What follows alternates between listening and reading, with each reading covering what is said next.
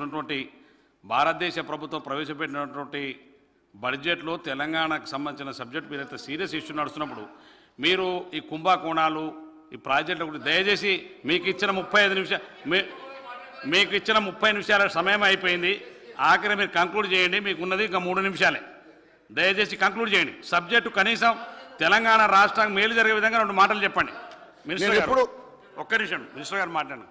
అధ్యక్ష, శ్రీధర్ బాబు గారు చాలా క్లారిటీగా విభజన చట్టం అమలులో ఆంధ్రప్రదేశ్కి న్యాయం చేశారు, తెలంగాణకు అన్యాయం చేశారు. బీజేపీ ప్రభుత్వం అన్నారు. ఆయన వ్యక్తిగతంగా ఎక్కడ ఎవరిని కూడా విమర్శించలేదు అధ్యక్ష. సీఎం గారు కూడా మాట్లాడాల్సిన విధానంలో అక్కడి నుంచి కేటీఆర్ గారు రిమార్క్స్ చేశారు కాబట్టి సీఎం గారు మాట్లాడారు అధ్యక్ష. ఇక్కడ తను సంబంధం లేని విషయాలు మాట్లాడుకుంటూ అసలు సబ్జెక్ట్ వదిలిపెట్టి మూసీ నదికి పైసలు రాలేదని బాధపడతారు, దానికి పైసలు రాలేదని బాధపడతారు అంటే ఆయన చెప్పే విధానం ఎట్లుంది అని అంటే ఏదో డబ్బులు వస్తే కాంగ్రెస్ పార్టీ అవినీతి చేసుకొని సొమ్ము కాజేసుకుందామని చూస్తాము అన్నట్టుగా మాట్లాడుతున్నారు అధ్యక్ష. అది కరెక్ట్ కాదు అధ్యక్ష. రాహుల్ గాంధీ గారి గురించి పదే పేరు తీస్తూ ఉన్నారు అధ్యక్ష. ఇక్కడ నుంచి మోడీ గారి పేరు ఎవరం కూడా తీయలేదు అధ్యక్ష. సభలో లేని వాళ్ళ గురించి మాట్లాడుకుంటూ మళ్ళీ సీఎం గారి సీటు గురించి పదే అక్కడి నుంచి కామెంట్స్ వస్తున్నాయి అధ్యక్ష. ఇదేదైతే ఉందో రెచ్చగొట్టి సబ్జెక్టును డీవియేట్ చేసి డైల్యూట్ చేసి దీని సీరియస్నెస్ పోడగొట్టడానికి ఆ 2 బెంచ్లు కూడా ప్రయత్నం చేస్తూ ఉన్న అధ్యక్ష. దీన్ని సీరియస్గా తీసుకొని మహేశ్వర్ అన్న, ఇది మీరు సపోర్ట్ చేస్తున్నారా వ్యతిరేకిస్తున్నారా? ఇప్పుడు మేమేదైతే మాట్లాడినామో మనకు రాలేదు, ఫండ్స్ ఎందుకు రాలేదు, రావాల్సిన అవసరం ఉందా లేదా, రావడానికి మనం ఏం చేయాలి, ఈ విషయాల గురించి మాట్లాడితే మేము కూడా స్పందిస్తాం అధ్యక్ష. లేకుండా ఆయన పర్సనల్ అటాక్స్ చేస్తూ పర్సనల్ విమర్శలు చేస్తూ పార్టీలను విమర్శలు చేస్తూ మీరు మాట్లాడితే, సీఎం గారు బయట మాట్లాడితే మీరు కూడా బయట ప్రెస్ ముందు మాట్లాడండి. కానీ అసెంబ్లీలో సీఎం గారు మాట్లాడిన దాని మీద ఇక్కడ మీరు రెస్పాండ్ అవ్వడం అనేది కరెక్ట్ కాదు అధ్యక్ష. ఇది ఏదైతే సబ్జెక్ట్ మీద నడుస్తుందో ఆ సబ్జెక్టుకు మాత్రం బయటనే మాట్లాడమని చెప్పండి అధ్యక్ష.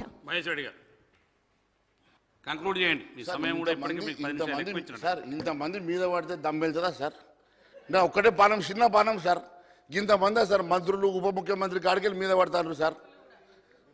విప్పులు కూడా ఇంతమంది మీద పడతారు సార్. నేను ఒకటే అడుగుతా ఉన్నా సార్ సింపుల్గా చెప్తా ఉన్నాను సార్. మా మంత్రి గారు హైలీ క్వాలిఫైడ్, వారికి తెలుసు. ఈరోజు ఈ బడ్జెట్ అంశంలో CII and FICCI says, FICCI says the budget of union budget will help the growth of Telangana. Sir, your industrial corridor, whatever it is. Sir, my concern to this, the union ministry or the union budget is kind enough for the state of Telangana. And we have been giving the budget, మేము ఇచ్చినటువంటి budget ఇప్పటివరకు ఇచ్చినటువంటి amounts ఇప్పటివరకు ఇంకా 80,000 కోట్లు ongoing projects నడుస్తున్నాయన్నా, లేకుంటే 26,000 కోట్ల రూపాయలు మేము ఔటర్ రింగ్ రోడ్కి ఇస్తున్నామన్నటువంటి డబ్బులైనా, లేకుంటే ఇప్పుడు 3,500 కోట్ల డ్రింకింగ్ వాటర్ స్కీమ్స్ నడుస్తున్నాయన్నా, లేకపోతే ఈరోజు రైల్వే సుందరీకరణ కానివ్వండి, రైల్వే ట్రాక్లు కానివ్వండి, ఇవన్నీ అంశాలు ఉన్నప్పటికీ కూడా సార్ ఇవన్నీ జరుగుతున్నాయంటే కేంద్ర బడ్జెట్ తోటి నడుస్తున్నాయి. అంతెందుకు సార్, NREGS సార్ ఈరోజు ఈ రాష్ట్రంలో చాలా దగ్గర ఇది లేదు సార్. వినండి sir, what is this sir? అన్న ఇంటర్నెట్ అరే అట్లా కాదు. ప్రభాకర్ గారు, మంత్రి గారు, ఒక నిమిషం వినండి. కంప్లీట్ చేసినాక మీరు చెప్పండి సార్. మినిస్టర్ గారు సార్ ఒక విషయం. NRGS అనేటువంటిది కాంగ్రెస్ ప్రవేశపెట్టిన కార్యక్రమం. దేశవ్యాప్తంగా అన్ని రాష్ట్రాలకు ఇస్తారు. మీరే ప్రత్యేకించి తెలంగాణకు తెచ్చిన కొత్త రాష్ట్రం అని పొద్దుగా లేస్తే ఎలక్షన్లలో ఊరూరికి కూడా మేము ఉపాధి హామీ తెచ్చినాం. నువ్వేం తెచ్చేది?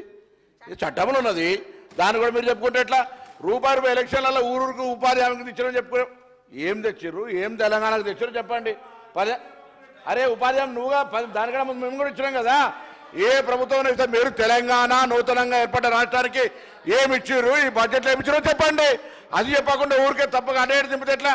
వీళ్ళకి చర్చ చేయడం ఇష్టం లేదు అధ్యక్ష, వీళ్ళకి చర్చ చేయడం ఇష్టం లేదు.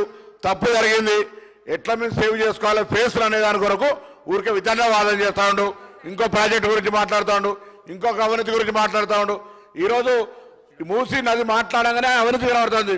ప్రధానమంత్రి గారు సబర్మతి కట్టంగానే అవినీతి కనబడుతుంది దాంట్లో.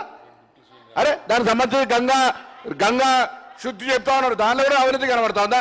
మేము అడుగుతున్నాం ఇలా సబ్జెక్టు ఓన్లీ తెలంగాణకు నిన్నటి బడ్జెట్లో అన్యాయం జరిగింది, దాన్ని మీరు అవునంటారా కాదంటారా?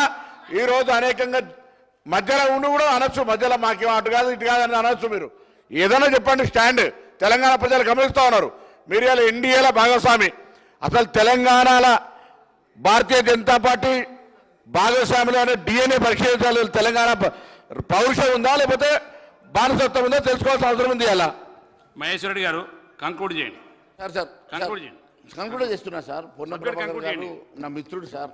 పొన్నం ప్రభాకర్ గారు సబ్జెక్టుని ఎన్ఆర్ఈజీఎస్ అనేది ఆవేశపడ్డాడు, కానీ నేను ఏం మాట్లాడుతున్నా వారు వినిపించుకోలేదు సార్.